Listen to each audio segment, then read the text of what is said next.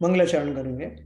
ओम नमः सिद्धेभ्यः जय श्री ओम नमः सिद्धेभ्यः जय श्री ओम नमः सिद्धेभ्यः। मंगलम भगवान वीरो मंगलम गौतमो गणी मंगलम कुंद कुंदाद्यो जयंधर्मोस्तु मंगलम सर्वमंगल मांगल्यम सर्व कल्याण कारकम प्रधानम सर्वधर्माणां जैनम जयतु शासनम जैनम जयतु शासनम जैनम जयतु शासनम।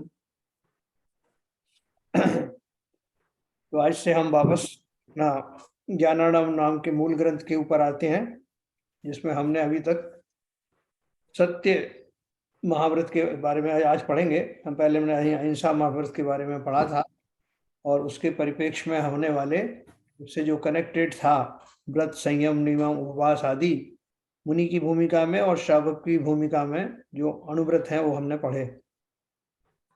तो ये ज्ञानानंद नाम का जो ग्रंथ है जिसके रचयिता हैं शुभचंद्राचार्य जी, उसका सत्य महाव्रत नाम का 9वां अध्याय हम आज शुरू करेंगे। आगे सत्य महाव्रत का वर्णन करते हैं। यह हाँ, शेयर करता हूँ। मंगलाचरण हाँ भी करता हूँ। आगे सत्य महाव्रत का वर्णन करते हैं। मंगलाचरण हो गया? नहीं, मंगलाचरण नहीं हुआ क्या?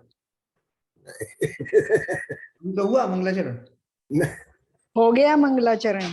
कैसे? हमने बाद में ज्वाइन किया है। हो गया, हाँ हो गया। हो गया, हो गया। रिकॉर्डिंग चालू है? ठीक है सर, ओके सर। अब रिकॉर्डिंग में ये भी बात आई कि लोगों को याद ही नहीं कि मंगलाचरण हुआ कि नहीं। अच्छा है ना, आपको एडिट करने के लिए मसाला मिल गया। तो देखिए, अपन पढ़ रहे थे सत्य महाव्रत का वर्णन। अब ये सत्य महाव्रत का जो विशेष चीज है, इसमें मैं आपको पहले भूमिका बता दूं इसकी, कि सत्य बोलना ही सत्य महाव्रत नहीं है, सबसे पहली बात ये है। लेकिन ज्यादातर ग्रंथों में वो सत्य वचन को लेकर के ही पूरा सत्य महाव्रत का वर्णन किया गया है। अपन ने जो जब 10 लक्षण व्रत के बारे में बात की थी, उत्तम सत्य धर्म के बारे में जब चर्चा की थी, तो सत्य धर्म के बारे में विस्तार से बताया था। यहाँ भी जो प्रैक्टिकल जो चीज है, व्यवहार की दृष्टि से सत्य वचन बोलने को ही सत्य महाव्रत कह दिया जाता है, लेकिन सत्य कहने के लिए जो उसका बैकग्राउंड है, उस बैकग्राउंड में वो सत्य महाव्रत का स्वरूप भी आ जाता है, जो अपन चर्चा करेंगे अभी। यह संयम दुराम धत्ते धैर्यमालम्य संयमी सपालयत यत्नेन वाग्वने सत्य पादुकम। जो संयमी मुनि धैर्यावलंबन करके संयम की धुरा को यानी मुनि दीक्षा को धारण करता है, वह मुनि वचन रूपी वन में सत्य रूपी वृक्ष को यत्न के साथ पालन करता है। देखो, एक एक शब्द में मर्म भरा हुआ है, ये ऐसी चालू शब्द नहीं है। क्या बोला उन्होंने? जो संयमी मुनि धैर्यावलंबन करके धैर्यपूर्वक संयम की धुरा को यानी मुनि दीक्षा को धारण करता है, वह मुनि वचन रूपी वन में सत्य रूपी वृक्ष को यत्न के साथ पालन करता है। यानी इसमें कितनी सारे अलंकार और उपमाएं भरी हुई हैं, इसको आप भली प्रकार समझना। तो उनका कहने का अर्थ है कि ये जो सत्य महाव्रत है उसको पालन करना साधारण लोगों के लिए आसान नहीं है। इसके लिए विशेष धैर्य की आवश्यकता है, और जो मुनि दीक्षा है, जो संयम का खजाना है, संयम की धुरी है, उसको जिसने धारण किया है वही योग है इतने सारे वचनों में से सेलेक्ट करके जो सत्य वचन है उनका प्रयत्न के साथ पालन करता है। यानी प्रारंभ में तो जो मुनि की भूमिका जो होती सप्तम गुण स्थानवर्ती मुनिराज, सप्तम षष्टम वाले, तब उनको प्रयत्न पूर्वक ऐसा सत्य वचन रूपी या सत्य महाव्रत का पालन प्रवृत्ति रूप से करना होता है। आगे की भूमिकाओं में फिर उनका वो स्वभाव बन जाता है, तो वहां फिर जो है वो प्रवृत्ति पूर्वक ना होकर के निवृत्ति पूर्वक ही बैकग्राउंड में वैसा ही स्वभाव चलता रहता है। तो काफी उच्च कोटि की बात है, तो अपन और ध्यान से पढ़ेंगे इसको। अहिंसा व्रत रक्षार्थम यम जातम जिनेर्मर्तम नारोहति पराम कोटिम तदेवात्स्य दूषितम। जिनेन्द्र भगवान ने जो यम नियम आदि व्रतों का समूह कहा है वह एकमात्र अहिंसा व्रत की रक्षा के लिए ही कहा है। जो पहला वाला अपन ने जो व्रत पढ़ा वो उसका जब तक पूर्णता नहीं हो सकती जब तक कि उसमें ये सत्य वचन रूप आदि भी घटित ना हो, क्योंकि असत्य वचन या असत्य आचरण से अहिंसा महाव्रत में दोष निरंतर लग सकता है। क्योंकि अपन आगे पढ़ेंगे कि अहिंसा करने के लिए अपन ने ये तो जाना कि किसी जीव को किसी भी प्रकार से मेरे द्वारा कोई खेद भी ना पहुंचे।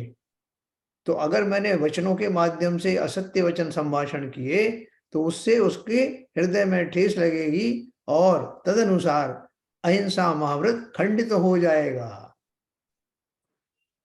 तो लिखा उन्होंने, जिनेन्द्र भगवान ने जो यम नियमादि व्रतों का समूह कहा है वह एकमात्र अहिंसा व्रत की रक्षा के लिए ही कहा है, क्योंकि अहिंसा व्रत यदि असत्य वचन से दूषित हो तो वह उत्कृष्ट पद को प्राप्त नहीं होता, अर्थात असत्य वचन के होने से अहिंसा व्रत पूर्ण नहीं होता। असत्यमपि तत्सत्यम यत्त्वांशकं वचः सावध्यं यच्च पुष्णाति तत्सत्यमपि निंदितम। जो वचन जीवों का इष्ट हित करने वाला हो वह असत्य हो तो भी सत्य है। ये भी अपन ने पढ़ा था। जो वचन जीवों का इष्ट हित करने वाला हो वह असत्य हो तो भी सत्य ही है, और जो वचन पाप सहित हिंसा रूप कार्य को पुष्ट करता हो वह सत्य हो तो भी असत्य और निंदनीय है ना। तो इसमें क्या मूल में क्या है, इन वचनों के पीछे मतलब कहते हैं ना कि आप तो लकीर के फकीर मत बनना। जिन वचनों का ध्यान रखना कि इन वचन के बोलने से कहीं जीवों में हिंसा की वृत्ति जागृत तो नहीं होती, उनका हित तो नहीं हो रहा, तो ऐसे सत्य वचन भी ना बोलें जिससे जीवों का बाय एंड लार्ज जो है उनका नुकसान हो जाए। और ऐसे असत्य वचन तो है ही ना, वह असत्य हो तो भी सत्य है, और जो वचन पाप सहित हिंसा रूप कार्य को पुष्ट करता है वह सत्य भी हो तो भी असत्य और निंदनीय है ना। कई बार ऐसा भाव हो जाता है कि कई बार जैसे मान लीजिए कि हमारे कोई गुरुजन है, कोई बहुत पूजनीय व्यक्ति है, उनके मुंह से कभी कोई ऐसी बात निकल गई, अब आपने जो है सीधा सबको जा करके प्रसारित कर दी, अपने फला फला गुरु ने ऐसा ऐसा कहा, तो कितने लोग जिनकी उन पे श्रद्धा थी वो श्रद्धा भंग हो जाएगी, उन तक बात पहुंचेगी, उन्हें भी ठेस लगेगी, लोगों के प्रति उनके प्रति विश्वास खत्म हो जाएगा। भले ही वो आगे आने वाली सही बातें कहें तब भी लोग उसका आनंद नहीं ले पाएंगे, उसका लाभ नहीं ले पाएंगे। इसलिए ऐसा सत्य बोलना नहीं, कि हो सकता है वो किसी कारण से निकल गया हो, और इसी तरह से कोई बात जो है वो असत्य है, मतलब जिससे उसका नुकसान होने वाला, सत्य वचन है नुकसान होने वाला तो नहीं बोलना, और अगर असत्य है लेकिन लोगों का उसमें लाभ होने वाला है तो उसका प्रयोग किया जा सकता। इसमें जो स्थूल उसकी चर्चा नहीं है कि स्थूल झूठ बोल जाए आप, व्यवहार से बड़े टैक्टफुली ये सब बातें कही जाती। असत्यमपि तत्सत्यम यत्सत्वांशकं वचः सावध्यम यच्च पुष्णाति तत्सत्यमपि निंदितम। अगला है अनेक जन्मज क्लेश शुद्धयर्थम यस्तपयसति सर्वं तत्सत्वहितं शश्वत्स ब्रूते सुनृतम वचः। जो मुनि अनेक जन्म में उत्पन्न क्लेशों की शांति के लिए तपश्चरण करता है वह जीवों के हित रूप निरंतर सत्य वचन ही बोलता है? जरा ऊपर स्क्रॉल कर लीजिए सर। हाँ, सॉरी।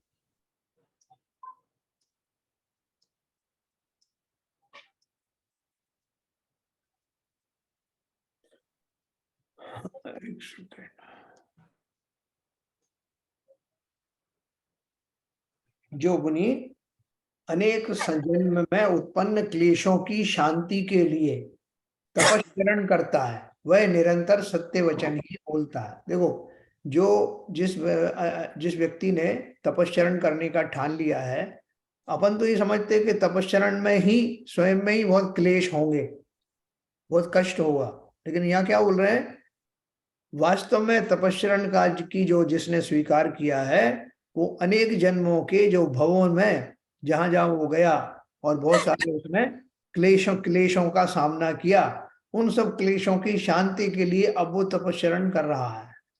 जब तपस्चरण कर रहा है और इस हेतु कर रहा है, तो उसके वचनों में कहीं मिथ्या भाषण की संभावना नहीं है इन जनरल। तो वो निरंतर सत्य वचन ही बोलता है, क्योंकि असत्य वचन बोलने से मुनिपन नहीं संभवता है। जानबूझ करके या बिना किसी सोच विचार के वो अगर ऐसा बोलता है तो वो मुनिपना चला जाएगा। इसलिए उन्होंने पहले ही बताया कि अत्यंत प्रयत्न पूर्वक, बहुत संयम पूर्वक जिनकी जो भाषाएं हैं, जिनकी वाणी है, उसमें सत्यता झलकनी आवश्यक है। अगला वाला है, देखो अपन इसको पहले मुनि के संदर्भ में पढ़ेंगे, फिर अपन चर्चा करेंगे कि श्रावकों को किस लेवल पर इस सत्य धर्म का पालन करना।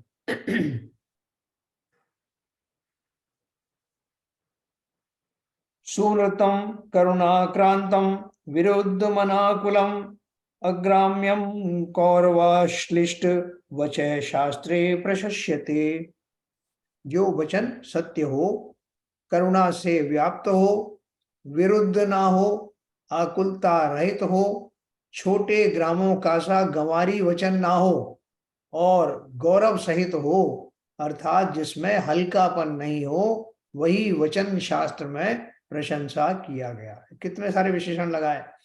जो वचन सत्य हो, करुणा से व्याप्त हो। देखो, अपन भी इस बात को प्रैक्टिस कर सकते हैं। जब मैं किसी को कोई चीज कहने वाला हूं, तो कहने से पहले इतना मेरे पास समय अवश्य होता है कि मैं विचार करूं कि इसको कौन सी बात किस भाषा में कहूंगा तो उसे बुरा लग जाएगा, और कैसा कहूंगा तो मधुरता पूर्वक उसको न केवल आप अपनी बात भी कह पाएंगे, बल्कि दूसरे को ठेस भी नहीं पहुंचेगी। तो इसलिए उन्होंने बोला करुणा से व्याप्त हो, मतलब दूसरे का सम्मान भी भंग ना हो, उसे बुरा भी ना लगे, और आपकी बात अगर कहना आवश्यक है तो कहना, आगे अपन पढ़ेंगे, आवश्यक नहीं हो तो नहीं बोलना। जो वचन सत्य हो, करुणा से व्याप्त हो, विरुद्ध ना हो, किसी के विरुद्ध ना हो, ना ही सिद्धांत के विरुद्ध हो, आकुलता रहित हो, बोलने वाले को भी आकुलता ना हो, सुनने वाले को भी आकुलता ना हो। सोचो कितना साधना करनी पड़ेगी बोलने के लिए। छोटे ग्रामों का सा गंवारी वचन ना हो, हमने तो सच बोल दिया, हमारे गांव में ऐसी शब्दों का इस्तेमाल किया जाता है, भले वो भंड वचन हो, बुरे लगने वाले वचन हो, लेकिन हमने तो आप सत्य रूप से बताया, साहब वो ऐसा कह रहा था, हमने वैसे ही के वैसा बता दिया। तो हमारे वचनों में बहुत शालीनता हो, उस बात को अगर हमको किसी को कहना भी है तो वो उसी रूप में कहने की आवश्यकता नहीं। गौरव सहित हो, बोलने वाले को भी लगे कि हाँ अच्छी भाषा बोली, और सुनने वाले को भी लगे किसी गंवार ने नहीं बोला। हल्कापन नहीं हो, वही वचन शास्त्र में प्रशंसा किया गया। देखो, वचनों से बहुत ज्यादा असर होता है, इसलिए उसके लिए इतने सारे क्वालिफिकेशंस किए गए, है ना। ये एक मक्षी जी में एक मुनीम जी हुआ करते थे, तो वो मुनीम जी, बहुत पुरानी बात है, तो वो अक्सर जो है वो जीव और दांत की एक कहानी सुनाते थे, पद्य में सुनाते थे। हमारे पिताजी हमको सुनाया करते थे उनके बारे में। तो वो बोलते थे कि एक बार जीभ में और दांतों में लड़ाई हुई, तो काफी देर तक चली लड़ाई, मतलब एक इमेज काल्पनिक है। उसके बाद में वो जीभ ने दांत से कहा कि तुम इस बात पर मत ठिलाओ कि मैं 32 दांत के बीच में हूं, या तुम बहुत कठोर हो और तुम्हारा कुछ नहीं बिगड़ सकता। एक बात ध्यान रखना कि मैं एक शब्द ऐसा बोलूंगी कि 32 ही टूट जाएगी, यानी सामने वाले 32 ही तोड़ देंगे एक मेरे वचन से। कहने का अर्थ क्या है कि वचन में इतना सामर्थ्य है। बहुत सारी जगह आपने देखा ना, द्रौपदी की जो घटना हुई थी, जिन्होंने अंधे ही होते हैं कहा था, दुर्योधन से, जिसके फलस्वरूप महाभारत हुआ। इसलिए हमारे शब्द और उनके पीछे चलने वाला जो परिपेक्ष है, जिस परिपेक्ष में बात कही जा रही है, जिस बैकग्राउंड में कही जा रही है, जिस लिए कही जा रही है, जिसको कही जा रही है, सारी बातें बहुत विचार पूर्वक समझना चाहिए। क्योंकि मैं स्वयं अपने का भी अनर्थ कर सकता हूं और सामने वालों का भी अनर्थ कर सकता हूं। इसलिए भाषा समिति के बारे में भी अपन ने पढ़ा था कि कितनी जो 24 उनका 28 मूल गुणों में शामिल होती है पंच समितियों में। तो देखो और आगे बात करते हैं अपन। वचन शास्त्र में प्रशंसा, जिसमें हल्कापन नहीं हो वही वचन शास्त्र में प्रशंसा किया गया। मौन वेव हितम पुसाम, मौन वेव हितम पुंस पुसाम, शाश्वत सर्वार्थ सिद्धये, वचो वाचि प्रियम तथ्यम सर्वसत्वोपकारी यत। पुरुषों को प्रथम तो समस्त प्रयोजनों का सिद्ध करने वाला निरंतर मौन ही अवलंबन करना हितकारी है ना। देखो ये दो दोहे में आपको पढ़ूंगा जो कंट्रोवर्शियल है, मतलब कंट्रोवर्शियल नहीं, एक दूसरे के विरुद्ध है।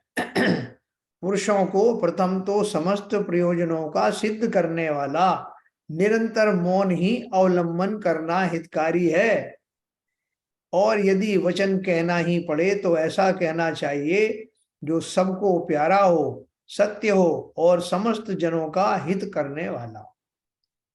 अपन एक बात बोलते हैं ना कि एक चुप 100 को हराए, और मौन के लिए बोलते हैं कि मौन बढ़िया, सबसे अच्छा मौन है। राजनेता भी इस हथकंडे को अपनाते हैं कि वो मौन हो जाते हैं ज्यादा कुछ उनको कंट्रोवर्सी आई तो ये मौन सब तरह से बहुत सारी चीजों को साधने वाला है। यहाँ उन्होंने किस अपेक्षा से कहा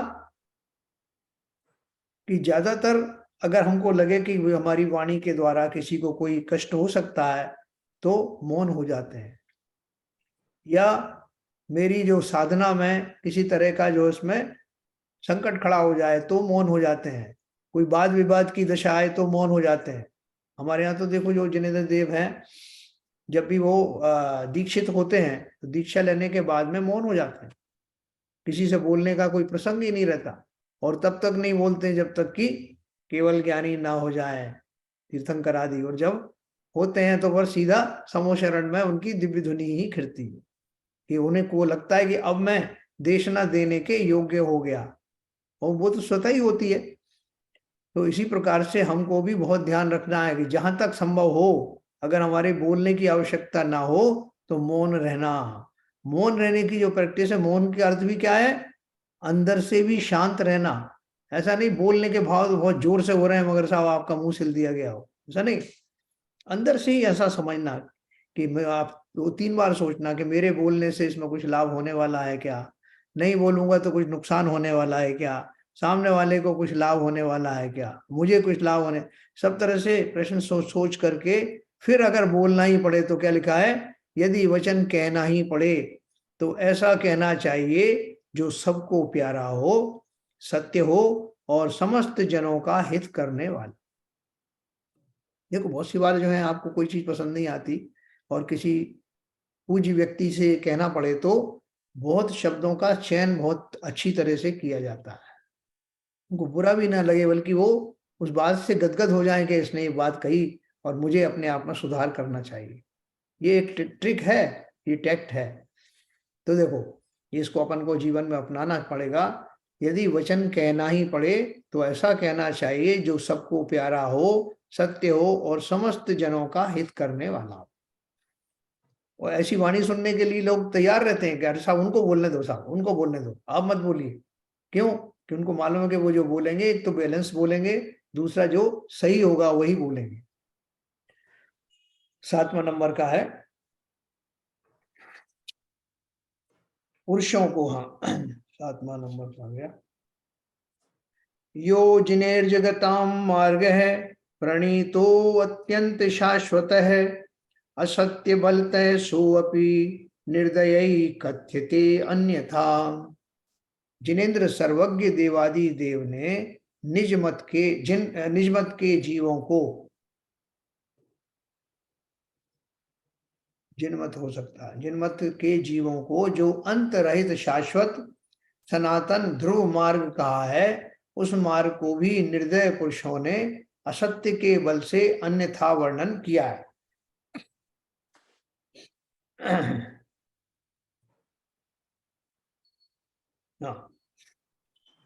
जिनेन्द्र सर्वज्ञ देवादि देवों ने जीवों को जो अंत रहित शाश्वत सनातन ध्रुव मार्ग कहा है, उस मार्ग को भी निर्दय पुरुषों ने असत्य के बल से अन्यथा वर्णन किया। विषयी तथा कषाई पुरुष अपने विषय कषाय पुष्ट करने के लिए उत्तम मार्ग का भी उत्थापन करके कुमार्ग को चलाते हैं। यह मिथ्यात्व का महात्म है। संसार में मिथ्यात्व बड़ा बलवान है। क्या बोल रहे हैं? बहुत सारे जिनवाणी के जो सिद्धांत हैं या उनमें जो कथन है, उनमें लोगों ने अपने स्वार्थ के लिए कुछ ना कुछ फेरफार कर दिया है, अपने कषायों की पुष्टि के लिए, इसके लिए। तो वो कह रहे हैं कि वो उसको कुमार्ग में लगा देते हैं। जैसे मैं आपको एक उदाहरण दूं कि हमारे यहाँ वो पूजन है, 24 तीर्थंकर पूरण है और दोषी पुरानी पूजन है, उसमें लिखा ना, पाप पुण्य माय दोए पायन बीड़ी डारी तन काराग्रह माई मोहि दियो दुख भारी। तो ये तो एक विनती है। उसमें उन्होंने पाप की जगह के पाप तो रखा, पुण्य को हटा दिया, क्योंकि वो ये नहीं कि वो ये कहना चाहते हैं कि पुण्य तो हमें जो है स्वीकार करना चाहिए, पुण्य की प्राप्ति के लिए सब कुछ करना चाहिए, पाप का भले ही जो है हे कह दो, लेकिन पुण्य तो हे नहीं है। तो उन्होंने उसमें चेंज कर दिया पूजन में, पाप पुण्य की जगह पाप पुंज माय दोए, पापों का पुंज ने मेरे पैरों में बेड़ी पहना दी। उन्होंने पुण्य को हटा दिया। क्यों? क्योंकि वो सिद्धांत को समझ ही नहीं पाए कि पुण्य को किस अपेक्षा से हे कहा है, वो नहीं जानते। उनको लगता है ये लोगों ने गलत बता दिया है। ऐसे बहुत सारी जगह पर है, और भी मैंने आपको उदाहरण दिया। तो इसलिए जिन जीवों ने, कुछ लोगों को तो पता नहीं इसलिए कर दिया, कुछ लोगों ने उसको जानबूझ करके इस तरह का किया, अपनी कषायों का पोषण करने के लिए, कि कोई उनकी कषायों के बारे में क्वेश्चन ना करे, इसलिए उन्होंने शास्त्रों में पूजन में ही इस तरह के चेंजेस कर दिए। तो यहाँ उन्होंने वही लिखा है, विषयी तथा कषाई पुरुष अपने विषय कषाय पुष्ट करने के लिए उत्तम मार्ग का भी उत्थापन करके कुमार्ग को चलाते हैं। यह मिथ्यात्व का महात्म है। संसार में मिथ्यात्व बड़ा बलवान है। 8वां नंबर का,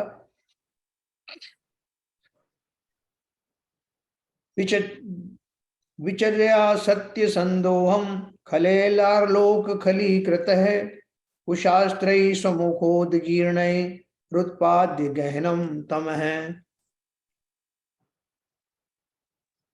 विचर्या सत्य संदोहम खलेलार्क खलीकृत है कुशास्त्रे स्वमुखोदीर्णे रुत्पाद्य गहनम तम है। दुष्ट निस्सार पुरुषों ने असत्य के समूह को विशेष प्रकार से आंदोलन करके अपने कपोल कल्पित मिथ्या शास्त्रों द्वारा गहन अज्ञानांधकार को उत्पन्न करके इस जगत को दुष्ट व निस्सार बना दिया है। सो ठीक है, जो स्वार्थी होते हैं वे ऐसी ही दुष्टता करते हैं, किंतु पर के हित अहित में कुछ भी विचार न करके जिस किसी प्रकार से अपना स्वार्थ साधन करते हैं। तो ऊपर भी बात कही ना, उसी को उन्होंने और विस्तार से कही है।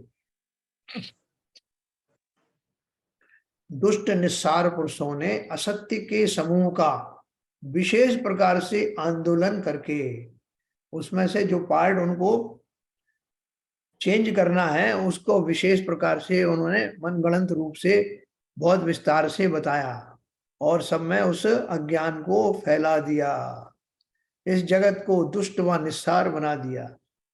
सो ठीक है, जो स्वार्थी होते हैं वे ऐसी ही दुष्टता करते हैं, किंतु पर के हित अतिहित में कुछ भी विचार ना करके जिस किसी प्रकार से अपना स्वार्थ साधन करते हैं। अभी देखो यहाँ पर एक फंक्शन होता है, यूरोप में भी होता होगा, अमेरिका में विशेष हैलोवीन का एक फंक्शन होता है। उसमें उस हैलोवीन के फंक्शन अभी कल यहाँ भी था। तो यहाँ के जो रहवासी हैं 80% से ज्यादा इस टाउन में वो इंडियन कॉन्टिनेंट के लोग हैं, लेकिन उन्होंने दिवाली इतनी जोरों से नहीं मनाई जितनी कि हैलोवीन मनाई। और लोगों एक दूसरे के घरों में सैकड़ों की तादाद में बच्चे गए और वो चॉकलेट मांगते जाते थे उनके यहाँ, और खुद अपने अपने घरों में जो आते थे उनको देते थे। ये तो चलो ठीक है यहाँ तक, लेकिन उन्होंने ऐसी वेशभूषाएं बनाई भूत प्रेत आदि की, चुड़ैल आदि की। घर के बाहर भी इसी तरह के उन्होंने स्टैचू बनाए या जो है इस तरह के वो आयोजन किया, ऐसा संगीत बजाया डराने वाला, खुद के चेहरे के ऊपर मुखौटे लगाए, भूत प्रेत बने। आप सोचो, जिस प्रेत योनि में जाने से जीव बचते हैं, मैं उस योनि में ना चला जाऊं इसका उपाय करते हैं, उसका पूरा पूरा प्रबंध कर रखा है। अपने घरों को भूता महल बना दिया, उनमें छाया निकल रही है, उनमें ये हो रहा है, लोग आए डर डर जाएं। हम डराना चाहते हैं, डरना चाहते हैं, क्या करना चाहते हैं? और उस कल्चर को हमारे लोगों ने सबने अपना रखा। अब उनको कौन समझाए, इसलिए सबको बुजुर्ग भी जो आते हैं वो कुछ नहीं कहते। तो फलता है हम न केवल अपनी कल्चर से दूर होते चले जा रहे हैं, लोगों में इतना साहस भी नहीं कि अपने बच्चों को कह सकें कि ये इस तरह की जो बातें हैं हमारे जीवन में, जैसे कोई पुरुष है वो स्त्री के रूप में बार बार बन के कहीं नौटंकी करता है, कहीं ये ड्रामा करता है, तो निश्चित ही उसकी जो अगली गति कौन सी होनी है अपन सब जानते हैं। उसी प्रकार से ये जो भूत प्रेतों का जो स्वांग रचना, अपने घरों को भूता महल बना देना, उन भूतों की आवाजें निकालना, ये कहाँ लेके जा रही है पीढ़ी को, किस रूप में है, क्यों करना चाहते हो, किसी को नहीं पता। लेकिन करते चले जा रहे हैं, एक को देख के दूसरा करता चला जा रहा है। जो यहाँ आते हैं पेरेंट्स, वो भी नहीं कहते अपने बच्चों को भैया हम तो थोड़े दिन के लिए आए ने, जो करना करो। तो ये फिर क्या है, उसको बढ़ाते चले जाएंगे एक दूसरे को। तो यहाँ उन्होंने यही बात कही है, दुष्ट निस्सार पुरुषों ने असत्य के समूह का विशेष प्रकार से आंदोलन करके अपने कपोल कल्पित मिथ्या शास्त्रों द्वारा। अब यहाँ कपोल कल्पित क्या है, उनसे पूछो कि ये किस लिए कर रहे हो, तो बोलते साहब वो इसलिए करते हैं कि जिससे जो प्रेतात्माएं हैं वो यहाँ आने से डरे। वो प्रेतात्मा कौन है, उनके ही जो है जो पुरखे हैं वो बन गए प्रेतात्मा। उनको डराने के लिए हम उन्हें डरा रहे हैं, मतलब कोई औचित्य नहीं, कुछ भी चल रहा है। तो यहाँ उन्होंने लिखा, अपने कपोल कल्पित मिथ्या शास्त्रों द्वारा गहन अज्ञान अंधकार को उत्पन्न करके इस जगत को दुष्ट व निस्सार बना दिया है। सो ठीक है, जो स्वार्थी होते हैं वे ऐसी ही दुष्टता करते हैं, किंतु पर के हित अहित में कुछ भी विचार ना करके जिस किसी प्रकार से अपना स्वार्थ साधन करते हैं। अभी जो किसी धर्म के बारे में अपन नहीं कह सकते, अभी जैसे श्राद्ध वगैरह आते हैं, तो श्राद्ध में पुरखों को जो है वो जल मिल जाए, उनको भोजन मिल जाए, उसके लिए वो पंडे वंडे रहते हैं, और वो आपको बहुत उकसाते हैं, कहीं पोथी पत्री में बताते हैं कि आपके पुरखे ये थे, फलाने थे, उनकी शांति के लिए ये करो।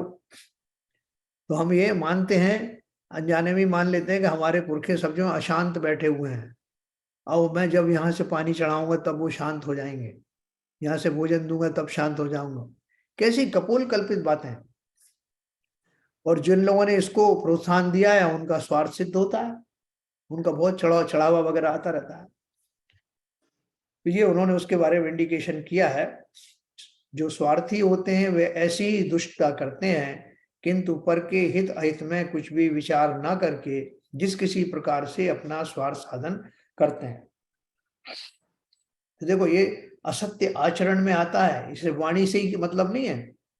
अपन बात कर रहे हैं सत्य महाव्रत के बारे में, जो वाणी तक ही सीमित नहीं है, लेकिन वाणी के माध्यम से उसकी ज्यादा जो चलन होता है और हम उसके मार्ग से ज्यादा अच्छी तरह समझ पाते हैं। इसलिए सत्य वचन को बीच में ला करके समझाया गया है। 9वां नंबर का है, जयंती ते जगद्वंद्या यही सत्य करुणामये अवंचे के अपि लोकोयम पति शाश्वत प्रतिष्ठित है। जिन पुरुषों ने इस लोक को सत्य रूप करुणामय तथा वंचना रहित मार्ग में निरंतर चलाया वे ही जयशाली हैं और वे ही जगत में वंदनीय व पूजनीय हैं। जिन पुरुषों ने इस लोक को सत्य रूप करुणामय तथा वंचना रहित मार्ग में निरंतर चलाया वे ही जयशाली हैं। जो अगर अपन सब सोचें ध्यान से कि संसार कैसे चल रहा है, वास्तव में क्या होता है कि हर एक जीव ने अपनी अपनी एक थ्योरी बना ली कि चंद्रमा कैसे आया, पृथ्वी कैसे आई। तो किसी ने बता दिया कि पहले पृथ्वी एक बहुत बड़ा सूर्य का एक बहुत बड़ा टुकड़ा था, वो टुकड़ा गिर करके ठंडा होने लगा उस पृथ्वी। ऐसी कल्पनाएं करते हैं।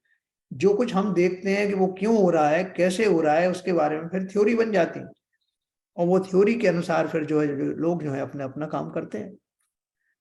यहाँ उन्होंने क्या बताया कि जिन जीवों ने इस लोक को सत्य रूप में बताया, आप कल्पना करके देखना जितनी भी बाकी की थ्योरी चल रही है और जिन्हें जो अपनी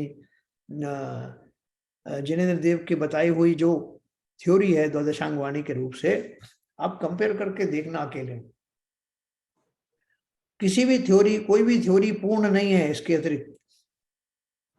जो हमारी थ्योरी में पूरी की पूरी चीज की कैसे जो है, जो प्रकृति का कार्य कैसे होता है, जीवों की उत्पत्ति कैसी होती है, जीव कहाँ कहाँ होते हैं, कर्म सिद्धांत क्या है, कितने समुद्र हैं, कितने द्वीप हैं, ये पूरी परिकल्पना एक दूसरे से कनेक्टेड और साइंटिफिक है। जबकि आपको दूसरी जगह ऐसा नहीं मिलेगा। उसमें बहुत सारे लोगों ने अलग अलग ढंग की थ्योरी, उसमें बहुत सारी कंट्रोवर्सी दी है। लेकिन यहाँ आप देखो जितने भी हमारे तीर्थंकर या जितने भी पूज्य पुरुष हुए, सबने एक ही थ्योरी को क्या बोलना चाहिए उसकी अनुमोदना की है, उसी को वैसी उसी तरह से बताया। जिन पुरुषों ने इस लोक को सत्य रूप करुणामय तथा वंचना रहित मार्ग में निरंतर चलाया वे ही जयशाली हैं। इसलिए हमारे लिए वो सब पूछें। हमारे ऐसे कोई नहीं कि एक तीर्थंकर ने कुछ वो कहा, दूसरे ने कुछ और कह दिया, तीसरे ने कुछ और कर दिया। परंपरा से एक जैसी धारा प्रवाह वो चल रहा है सिद्धांत, और वे ही जगत में वंदनीय व पूजनीय है। ठीक है ना। तो हमारे द्वारा तो वो पूजनीय है ही, लेकिन वास्तव में देर से अबेर से समस्त जीव ही उनको पूजनीय मानते हैं। अभी इन्होंने सीवी जन साहब ने वो भेजा था विष्णु पुराण के बारे में, एक दो चीजें बताई थी जो आप भी पढ़ेंगे तो उनको आपको मिलेगा। विष्णु पुराण के माध्यम से गरुड़ पुराण में बहुत सारी जगह पर वैष्णवों में उन्होंने आदिनाथ भगवान की सत्ता को और उनकी महत्ता को स्वीकार करते हुए जगह जगह अपनी बातों को कहा है। तो जो सत्य है वो सत्य तो उभर के आ ही जाता है देर से अबेर से। तो उन्होंने कहा जो सत्य को प्रतिपादित करे, ऐसी करुणा में और वंचना रहित मार्ग में अग्रसर रहें, स्वयं भी दूसरों को भी स्थापित करें, वे वंदनीय है, पूजनीय है। 10वां नंबर का है, असद्वदन वल्मीके विशाला विषय सर्पिणी उद्वेजयति वागेव जगदंतर्विशोल्बणा। दुष्ट पुरुषों के मुख रूपी बामी, बामी होती है ना यहाँ की सर्प लोग रहते हैं, सर्प वगैरह रहते हैं। दुष्ट पुरुषों के मुख रूपी बामी में अंतरंग में विष से उत्पन्न ऐसी विस्तीर्ण विष वाली जो असत्यवाणी रूपी सर्पणी रहती है, वही जगत भर को दुख देती है, हैं? दुष्ट पुरुषों, देखो कितने कितने वचन उसमें। दुष्ट पुरुषों के मुख रूपी बामी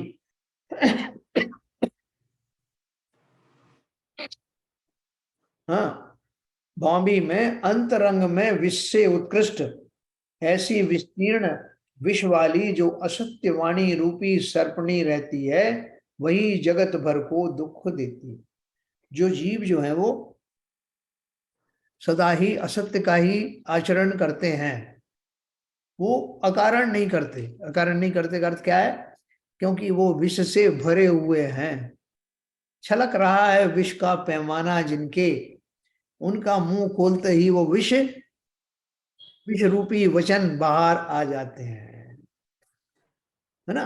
और उसके पीछे उन्होंने एक और क्या बात बताई कि ये जो वचन है, जिस तरह सर्प जो है जीवों के लिए अहितकारी होता है, उसके पास आते ही उसके डसने की पूर्व संपूर्ण संभावना रहती है, उसी प्रकार से जो दुष्ट पुरुष हैं, जिनके मन असत्यता से भरे हुए हैं, उनके संपर्क में आते ही जीवों का अहित शुरू हो जाता है। इसमें दो बात कही गई। एक तो ऐसे दुष्ट जीवों को पहचान के उनसे दूर रहना, दूसरा स्वयं ऐसे कृत्य मत करना कि तुम भी इसी श्रेणी में आ खड़े हो, है ना। तो असत्य से बचने के लिए स्वयं को भी सत्य का आसरा लेना पड़ेगा, और दूसरों के जो असत्य वचन बोलने वाले, असत्य आचरण करने वाले हैं, उनसे दूर रहना पड़ेगा। तो हमारी जो संगति है, संगति में भी बहुत विशेष ध्यान रखना कि हम किन जीवों के साथ रहते हैं। मिथ्या आचरण वालों के साथ रहोगे तो संगत का असर हमारे ऊपर भी होगा। 11वां नंबर पढ़ते हैं, फिर अपन चर्चा करेंगे। न शांति काचिद्वय व्यवहार वर्तनी, न यत्र वाग्व स्फुरति प्रवर्तिका, ब्रुवन्न सत्यामिहिताम हताशय करोति विश्व व्यवहार विप्लवम।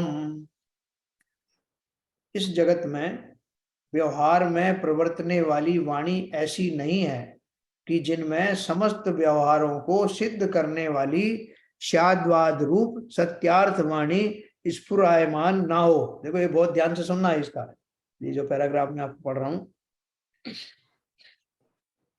इस जगत में व्यवहार में प्रवर्तने वाली वाणी ऐसी नहीं है कि जिसमें समस्त व्यवहारों को सिद्ध करने वाली शाद्वाद रूप सत्यार्थ वाणी स्फुरायमान ना हो, किंतु ऐसी शाद्वाद रूप सत्यार्थ वाणी को भी मिथ्या दृष्टि नष्ट चित्त पुरुष असत्य कहते हुए समस्त व्यवहार का लोप करते हैं। देखो इसमें क्या मर्म छिपा है। बहुत सी बातें अपन व्यवहार में ऐसी कहते हैं कि लगता है कि ऐसे ये तो गलत बात कही जा रही है। जैसे मन में मुख्य, मैं आपको उदाहरण के तौर पे बताऊं, जैसे मन बोलते हैं ना कि भैया जरा वो घी का घड़ा इधर देना, या बच्चे से कहा जरा वो नमक का डिब्बा लेके आओ। तो ये व्यवहार है ना, डिब्बा तो नमक से बना नहीं, ना ही वो घड़ा घी से बना है। लेकिन हमारा वो कहने का अर्थ क्या है, वो आशय क्या है, वो कहने वाला भी समझ रहा है और सुनने वाला भी समझ रहा है। ऐसा ही इसी जाति के व्यवहारों का आचरण संसार में धार्मिक क्रियाओं के माध्यम से भी ऐसा कहा जाता है कि भगवान है। जैसे जिनेंद्र देव की आपने स्थापना की मूर्ति में, और हम उनको जिनेंद्र देव ही कहते हैं। जिनेंद्र देव के सामने ऐसा मत करो, वैसा मत करो, तो किस अपेक्षा से कहा जा रहा है? उस व्यवहार को समझना पड़ेगा, और उस व्यवहार की अपेक्षा से वो गलत नहीं है। जिनेंद्र देव के सामने ऐसा मत बोलो, और ऐसा बोलोगे तो ये हो जाएगा। भगवान से कहो कि हम मोक्ष चले जाए तो भगवान मोक्ष भेज देंगे। ऐसी बहुत सारी जगह अपन इस तरह की बातें करते हैं, लेकिन वो सब व्यवहार है। लोग कहते हैं कि इस तरह की बातें मत करो, ये सब झूठी बातें हैं। तो वो क्या बोल रहे हैं कि जिन्होंने शाद्वाद को समझा, जिन्होंने उसके भावार्थ को समझा कि कौन सी बात किस अपेक्षा से कही जा रही है, और शाद्वाद का सहारा लेकर के उस तरह से उन नयों का बखान किया जाए तो कुछ भी गलत नहीं है। तो उन्होंने बोला कि इस जगत में व्यवहार में प्रवर्तने वाली वाणी ऐसी नहीं है कि जिसमें समस्त व्यवहारों को सिद्ध करने वाली शाद्वाद रूप सत्यार्थ वाणी ना हो। अर्थात अगर आप ध्यान से समझेंगे, सब नयों का स्वरूप समझेंगे, तो उस वाणी में जो व्यवहार रूप से कही जाती है, उसमें उस नय की अपेक्षा से सत्य ही कहा गया। मतलब हमारे समझने का फर्क हो सकता है, लेकिन वाणी में जिन्हें शाद्वाद का जो है समझ है और उस प्रकार की भाषा का प्रयोग करते हैं, तो उसमें कहीं भी असत्यार्थ कथन होता नहीं। लेकिन क्या है कि उस वाणी को ना समझ पाने के कारण कुछ लोग ऐसा बोलते हैं कि ये जो व्यवहार की बातें हैं ये सब गलत हैं। क्या होगा व्रत नियम उपवास करने से, क्या होगा पूजा पाठ करने से, ये सब बेकार की बातें हैं। क्यों भाई बेकार की बातें क्यों? क्योंकि वो आपने बताया ना कि वो सम्यक दर्शन तो इस प्रकार से होता है, चिंतन पूर्वक होता है, मोक्ष आदि जो होता है, कर्मों का जो निर्जरा होती है, उसमें विशेष चिंतन आदि के द्वारा होता है, फलानी लब्धि के द्वारा होता है, वो सब बताया। और आप तो यहाँ कह रहे हो को मंदिर आने से हो जाएगा और ये इससे ये हो जाएगा। भैया वो व्यवहार से बताया गया है, और व्यवहार से बताने के पीछे उसका कुछ कारण है। उन कारणों को समझोगे तो आप भी वो भाषा बोलने लगोगे। यानी भली प्रकार से समझना, नयों का, सम्यक नयों का जिन्होंने अवलंबन किया, उनकी वाणी में उस अपेक्षा से वो बात सत्यता से ही कही गई है। इसलिए सभी जीवों को जो इस मार्ग पर बढ़ रहे हैं, उन्हें नयों का ज्ञान होना परम आवश्यक है। अपन इसके बारे में विस्तार से पढ़ा था। छाद्वाद वाणी किसे कहते हैं कि वस्तु में होने वाले जो विपरीत गुण हैं, विपरीत धर्म हैं, उनका एक ही साथ में कथन कर पाना, वो छाद्वाद नय से कहा जा सकता है। तो ऐसा इसने लिखा, मिथ्या दृष्टि शाद्वाद का निषेध करते हैं, अतएव वह नष्टाशय हैं, मतलब उनका आशय गलत है, क्योंकि सर्वथा एकांत असत्य है। जब अपन कोई बात कहते हैं तो उसमें एकांत से नहीं, उसमें सब एंगल से कहने की सामर्थ्य होना चाहिए। ये बात अलग है कि वाणी में थोड़ा लिमिट होने के कारण एक बार में सब बात नहीं कही जा सकती, तो उसके लिए अपन अपेक्षा या नए शब्द लगाते हैं, शायद शब्द लगाते हैं, या सामने वाले समझ जाते हैं। सर्वथा एकांत असत्य है, उस असत्य वचन से ना तो लोक व्यवहार की सिद्धि होती है और ना धर्म व्यवहार ही की सिद्धि होती है। ऐसे असत्य वचन को कहते हुए मिथ्या दृष्टि समस्त व्यवहारों का लोप कर देते हैं। देखो हमारे व्यवहार जो है कितनी दूर तक चलता है, यहाँ तक कि जो तपश्चरण आदि है, पूजा पाठ आदि तो प्रारंभिक क्रियाएं हैं ही, उसके अलावा जो ऊपर की भूमिका में होने वाले महाव्रत आदि का पालन, तपश्चरण का पालन, वो सारे भी व्यवहार में ही आते हैं। देखो नहीं साहब, इन सब से कुछ नहीं होने वाला, ये सब तो व्यवहार की बातें हैं। भगवान सिर्फ आत्मा का चिंतन करो, वही एकमात्र जो है वो धर्म है। एकमात्र कहने की बात ठीक है, अल्टीमेट तो है, लेकिन जिन आचरणों को पूर्वक उसे पाया जाता है, उसकी भी यथा योग्य चर्चा की जानी पड़ेगी, बिना उसके वो साध्य होगा नहीं। समझने वाले उस बात को समझते हैं, जो ना समझे उनको समझाने की आवश्यकता है कि इतना मात्र नहीं है, यही अटक मत जाना व्यवहार में। इसलिए व्यवहार और निश्चय दोनों की बराबर हमें ज्ञान होना चाहिए, और उस पूर्वक ही आगे बढ़ते हुए हम उस साध्य को प्राप्त कर सकते हैं। इस तरह हमने 11 नंबर का पढ़ा, और कल अपन 12-13 नंबर पढ़ेंगे। अभी किसी को कोई शंका हो तो बात कर सकते हैं अपन सत्य धर्म के ऊपर।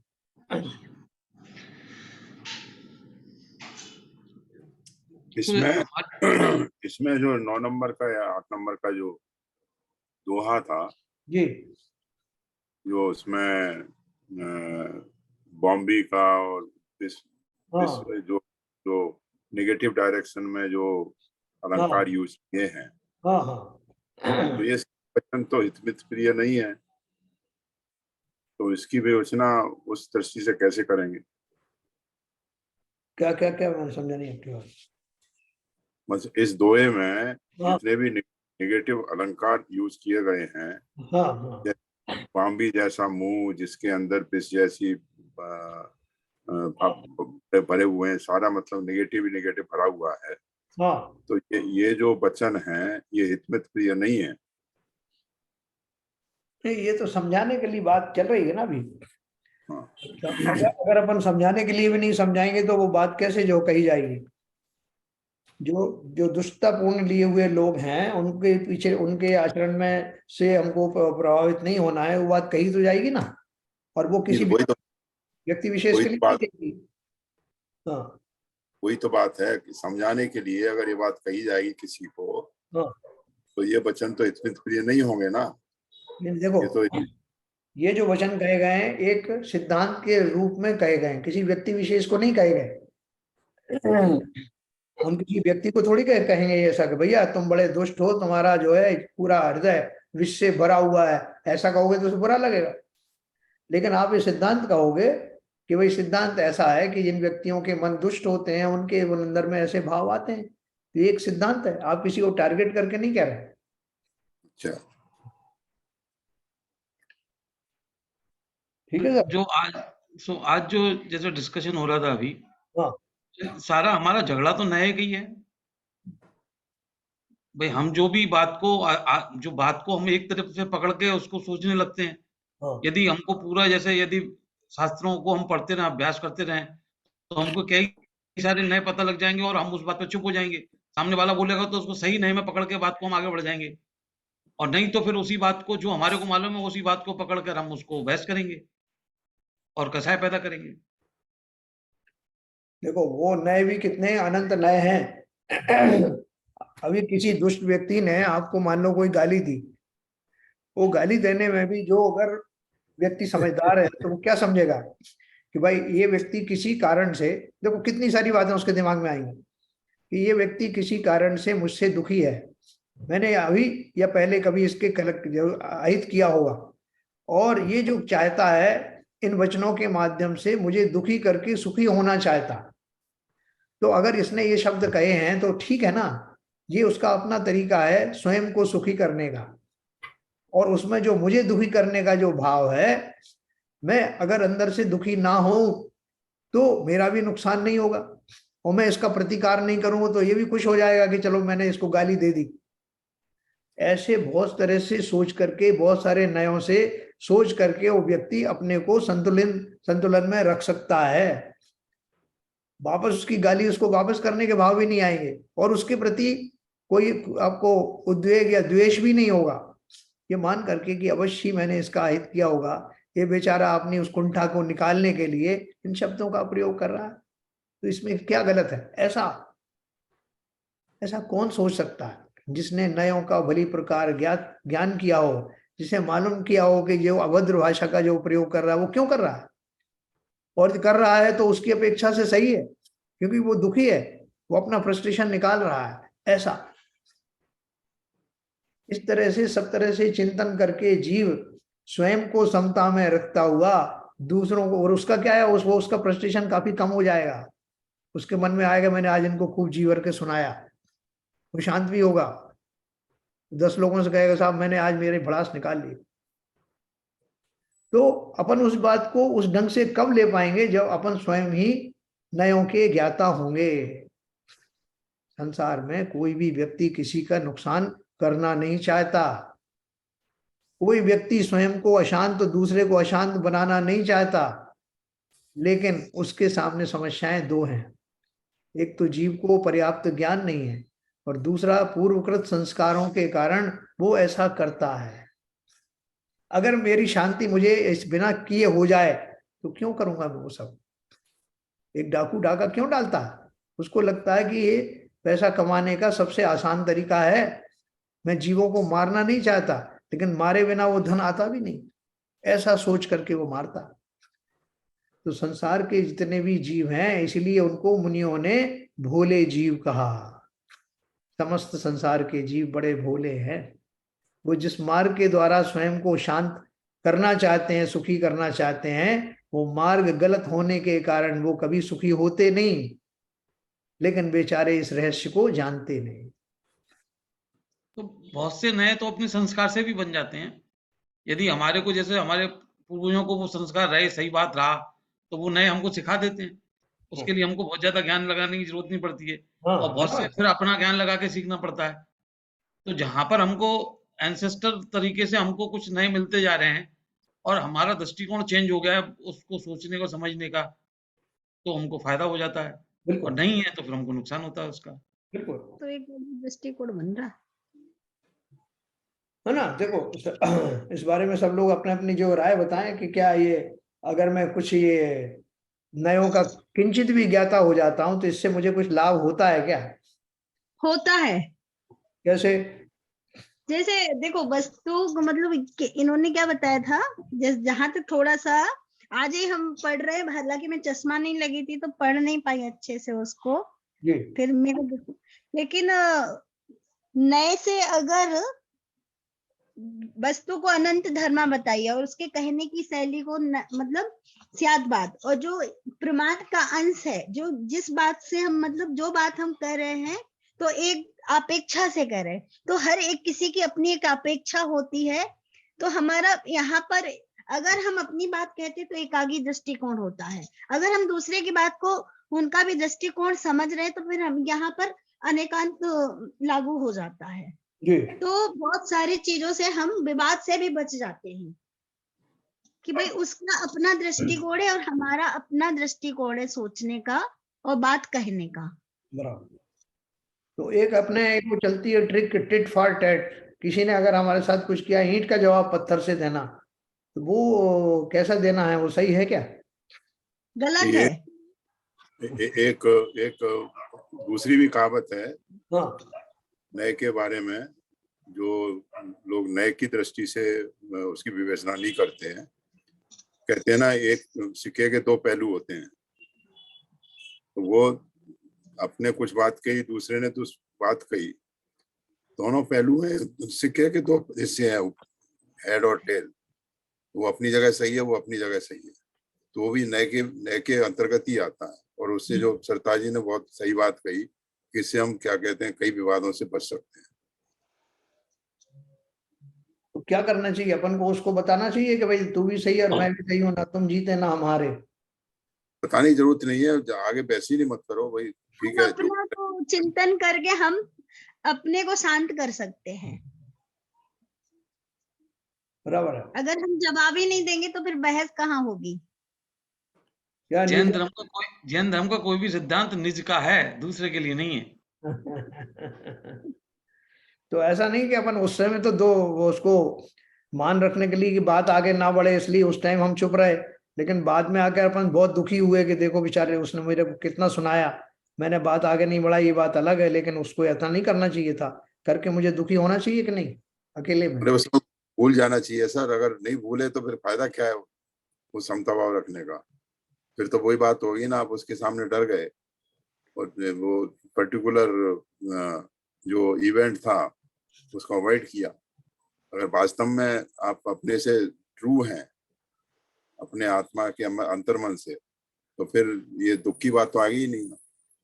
दुख की बात आई भी थोड़ी देर होता है, वो मतलब वो समय बीत गया मान लो, फिर हमें खुद चिंतन करते तो ऐसा लगता है ये दुखी होने की इतनी बड़ी बात थी ही नहीं। तो हम कहीं ना कहीं देर से या सवेर से समझ तो जाते हैं। नहीं, मगर हमको कोई 50 लोगों के सामने इस तरह की बात करे और हम चुप रहेंगे तो लोग ये नहीं कहेंगे कितना कायर आदमी है? हमें लोगों की चिंता करनी है, सांसारिक अपनी रूप चिंता से करनी है। हाँ बोलिए। संसार के व्यवहार से देखें तो ये चीजें हमें लगता है ये खेद खिन्न होते ही हैं, प्रभावित होते ही हैं। हाँ। लेकिन अगर हम कुछ ना बोलें तो ये भी बात आपकी सही है कि ये बात भी उठती है कि देखो वहां पे उसने इतना सुना दिया पब्लिक में और ये कुछ हाँ। बोल ही नहीं पाया, हाँ। और उसकी वजह से भी हम खेद खिन्न होते हैं। लेकिन बाद में अगर हम अपने आप को समझें कि मुझे इन चीजों से क्या करना है, मुझे तो अपना कर्म सिद्धांत अगर समझ में आ गया, नए की बात, नए का ज्ञान हो तो बहुत अच्छी बात है, ना भी हो और हमें कर्म सिद्धांत समझ में आ गया, अगर हमारी इतनी अंडरस्टैंडिंग डेवलप हो गई, मुझे क्या करना है, मुझे तो अपना लोटा छानना है, बोलता है बोलने दो, उससे मेरा क्या घिस गया, मेरा क्या उखाड़ लिया। अगर ये चीज हमारे में डेवलप हो जाए तो हम उससे बच सकते हैं। बाकी ये तो खेद खिन्न भी होते हैं, प्रभावित भी होते हैं, बाद में अपने आप को समझा लेते हैं कि हमें क्या करना। बहुत बढ़िया आपने बात कही। इसका एक थोड़ा सा पहलू और छूटा हुआ है कि बहुत सारे लोग बोलते हैं कि वो उसको इतना कुछ कहा, उन्होंने कुछ बोल नहीं पाया, इसका मतलब जरूर दाल में काला है, वो जरूर अपराधी है, इसलिए तो नहीं बोल पाया। जी, ऐसा भी चिंतन हो सकता है ना? हो ये सकता है। दूसरे की सोच होती है, पर हम जब अंदर से हमें ऐसा लगता है कि हम सही थे तो हमारा खुद का हमारा मन शांत रहता है। ये हम सर दूसरे के चिंतन का तो कुछ कर ही नहीं सकते। सर असली बात ये है कि हमें अपना, हाँ। जैसा नीता जी ने कहा, हमें अपना लोटा छानना है, हमें दुनिया से क्या मतलब है। 1000 लोग होंगे, 1000 बातें कहेंगे, उससे होने क्या वाला है? क्या मान सम्मान की बात है, क्या कौन सी उसकी बदनामी की बात है? कहना है किसको, कहने दो। एक बार मैं ट्रेन में ट्रेवल कर रही थी, तो वहां पर एक बार पता नहीं क्या हुआ, एक आदमी कोई गुंडा उसमें चढ़ाया और उसने उस आदमी को इतना मारा और वो चुपचाप बैठा रहा। उसने पलट के एक जवाब भी नहीं दिया, एक हाथ भी नहीं उठाया। फिर बाद में उसने ट्रेन से भी नीचे उतार लिया और उसे मारता गया। सब लोग बोले कि ऐसी क्या बात हो गई कि ये दोनों की क्या जान पहचान थी, पिटते ही जा रहा है और ना कोई कंप्लेंट कर रहा है, ना बाद में रिएक्ट कर रहा है। तो इस तरह की बातें देखें तो अब मालूम नहीं, ऐसे मन में डाउट तो आता ही है कि कुछ दांत में काला होगा, कोई इनकी दुश्मनी होगी जो पिटाई खाता जा रहा है, या उससे इतना डर रहा है कि मैं मारूंगा तो शायद मेरा कत्ल ही ना कर दे। तो इस तरह की बातें, ये संसार है, इसमें बस यही समझने की बात है कि हमें अपना लोटा छानना है, हमें सबसे क्या करना। और यहाँ तक बात है कि हम खेत खिन्न नहीं होते, ये तो बहुत समता वाली बातें हैं। जब समता आ जाएगी तो बात अलग है। हमने समता आई कहाँ है, हम समता लाने की कोशिश में लगे हैं। बहुत बढ़िया।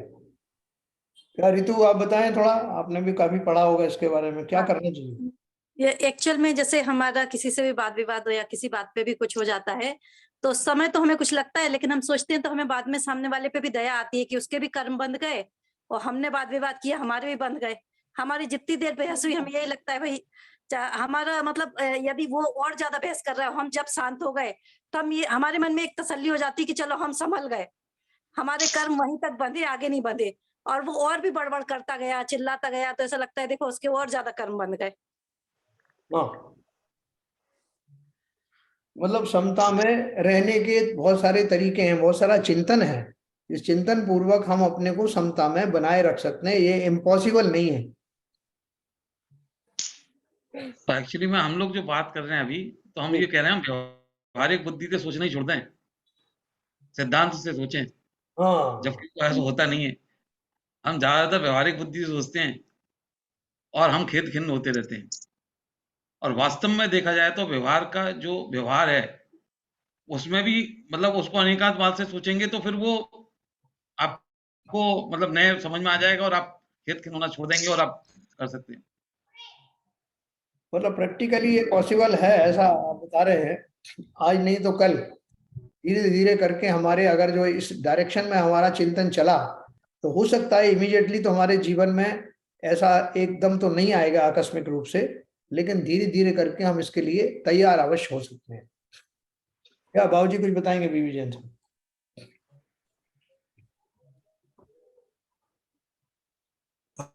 हाँ भाई साहब, आप जो है 100% सही कह रहे हैं आप। कि एक्चुअल में क्या है कि हम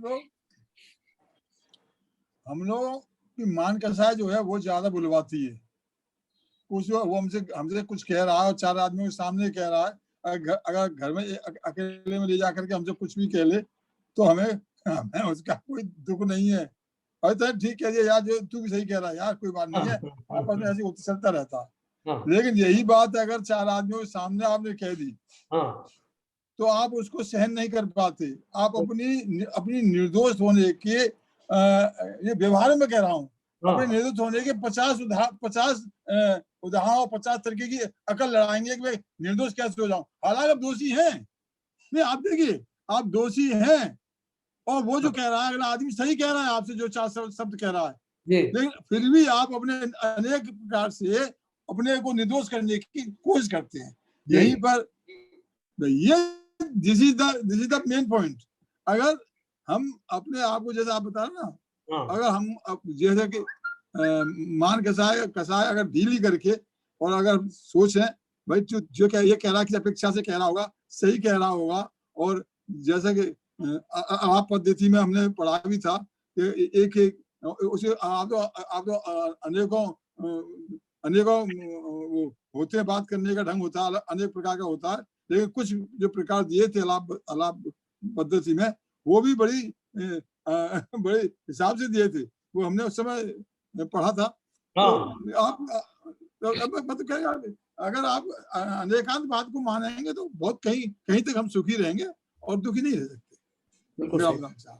बिल्कुल आपने सही कहा कि एक्चुअली जो हमारा जो आचरण होता है, व्यवहार होता है, उसमें बहुत सारी कषाय हमारे बैकग्राउंड में चलती रहती हैं, जिनमें मान कषाय भी है, इसमें लोक कषाय भी है, इसमें मायाचारी भी है। ये सब तरह की कषाय के बैकग्राउंड में हम न केवल दूसरे से बात करते हैं बल्कि दूसरे की बात का जवाब देते हैं। तो जब हम इन सबको भली भांति समझ लेंगे, कषायों का जो प्रकार समझ लेंगे, अपने अंतर को ईमानदारी पूर्वक समझ लेंगे, तो धीरे धीरे हमारी कषाय भी ढीली पड़ेंगी और हम सामने वाले का मंतव्य भी समझ पाएंगे। जैसे गांधी जी का मैंने उदाहरण दिया था ना कि उनको उसने गाली लिख करके दी थी 2 पेज में अंग्रेज ने, तो वो समझ गए थे कि ये मेरे को आहत करने के लिए इसने गालियां दी हैं, तो कोई बात नहीं, उन्होंने उसको प्रतिकार नहीं किया और उसके कागज को लेकर के डस्टबिन में फेंक दिया, आल पेन निकाल के लगा लिया जेब में। तो उसने कहा कि आपने क्यों फाड़ दिया कागज और आपने जो है वो आल पेन क्यों रख लिया, तो उसका एक्सप्लेनेशन उन्होंने दिया कि भैया तुमने गाली दी, मैंने मान लिया कि हो सकता है कि सब जो आपने जो कुछ कहा आपके हिसाब से सही होगा, और मेरे काम की नहीं थी, आपने दी मैंने ली नहीं, और जो पिन था वो उपयोगी था इसलिए मैंने लगा लिया। ये एक उदाहरण है जिसके माध्यम से हम दूसरों की मनोदशा भी समझने का प्रयत्न करें, अपनी अपनी बात ही नहीं समझें। ये बेचारे को मैंने बहुत प्रताड़ित किया, अभी नहीं तो पहले किया होगा, जिसके फलस्वरूप उसका आचरण ऐसा देखने में आया है। अब मैं उसका प्रतिकार ना करके स्वयं को समता में रखूं, ये एक फार्मूला है। फार्मूले का निरंतर अपन जो है अगर कोशिश करेंगे तो जीवन में कहीं ना कहीं सुधार का प्रारंभ अवश्य होगा। सरिता जी कुछ कहने वाले?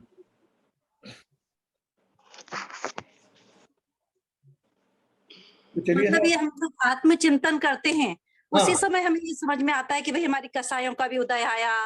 हम आत्मचिंतन करते हैं तो थोड़ा हमें ये भी समझ में आता है कि हाँ कर्म सिद्धांत के अनुसार सब चल रहा है। या फिर हम जब आत्मचिंतन करें तो हमें समझ में आता है कि हाँ एक नए से मैं सही हूँ, दूसरे नए से वो सही है। तो जब भी हम अपना थोड़ा आत्मचिंतन करते हैं तभी चीजें हमारी नजर में आती है, नहीं तो हम पूरा व्यवहार दृष्टि से ही काम करते रहते हैं। बिल्कुल सही बात है, बिल्कुल सही बात है।